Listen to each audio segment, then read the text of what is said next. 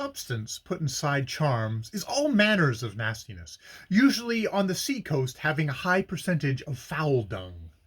The nature of the substance depends on the spirit it is intended to be attractive enough to induce it to leave its present abode and come and reside in the charm. In addition to this attractive substance, I find there are other materials inserted which have relations to the work the spirit will be wanted to do for its owner.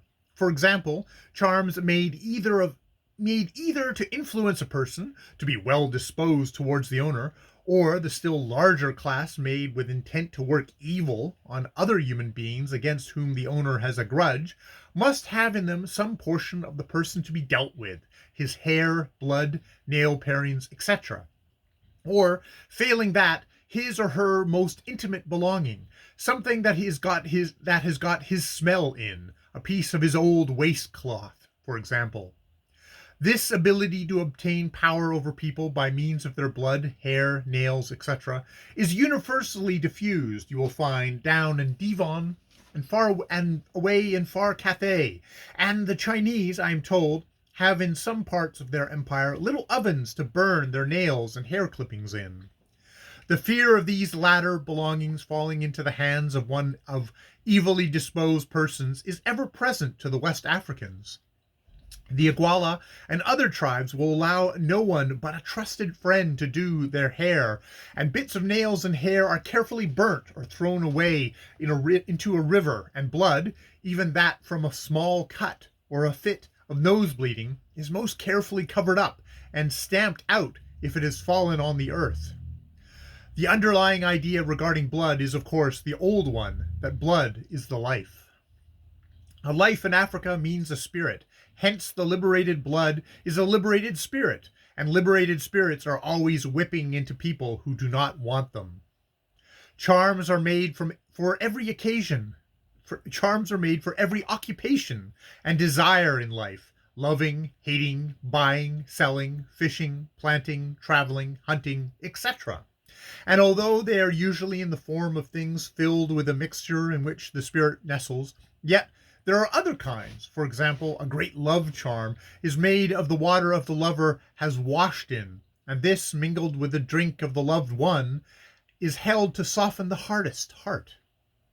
Some kinds of charms, such as those to prevent your getting drowned, shot, seen by elephants, etc., are worn on a bracelet or necklace. A newborn child starts with a health knot tied round the wrist, neck, or loins, and throughout the rest of its life, its collection of charms goes on increasing. This collection does not, however, attain inconvenient dimensions, owing to the failure of some of the charms to work. That is the worst of charms and prayers. The things you wish of them may, and frequently does, happen in a strikingly direct way, but other times it does not. In Africa, this is held to arise from the bad character of the spirits, their gross ingratitude and fickleness. You may have taken every care of a spirit for years, given it food and other offerings that you wanted for yourself, wrapped it up in your cloth on chilly nights and gone cold, put it in the only dry spot in the canoe, and so on. And yet, after all this, the wretched thing will be capable of being got at by your rival or enemy and lured away, leaving you only the case it once lived in. Finding, we will say, that you have been upset and half drowned, and your canoe load of goods lost 3 times in a week, that your paddles are always breaking, and the amount of snags in the river and so on is abnormal, you judge that your canoe charm has stopped. Then you go to the medicine man who supplied you with it and complain. He says it was a perfectly good charm when he sold it to you, and he never had any complaints before, but he will investigate the affair. When he has done so, he either says the spirit has been lured away from the home he prepared for it by incantations and presents from other people, or that he finds the spirit is dead. It has been killed by a more powerful spirit of its class, which is in the pay of some enemy of yours. In all cases, the little thing you kept the spirit in is now of no use, and only fit to sell to a white man as a big curio, and the sooner you let him have sufficient money to procure you a fresh and still more powerful spirit, necessarily more expensive, the safer it will be for you.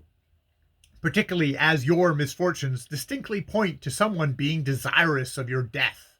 You, of course, grumble, but seeing the thing in his light, you pay up, and the medicine man goes busily to work with incantations, dances, looking into mirrors or basins of still water, and concoctions of messes to make you a new protecting charm.